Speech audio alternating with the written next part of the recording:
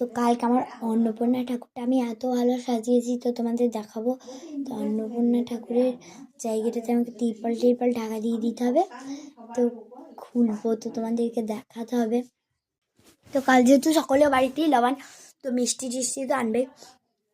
তো 2 রকমের জিলাপি এনেছে। এটা হচ্ছে রেড কালারের জিলাপিটা, আর একটা শক্ত ছোট ছোট জিলাপি। আমি জিলাপি খেতে এত ভালোবাসি, 5 পিস জিলাপি খাওয়া। ঘরে লবণ বলে কথা, 15 রকমের মিনিমাম মিষ্টি আনাই আছে।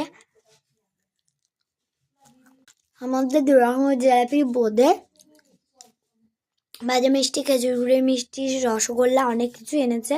তো তোমাদেরকে আর বলতে পারবো না। তো টাটা, আবার পেয়ে যাবে পরে ভিডিওতে। আর এখন জিলাপি খাও।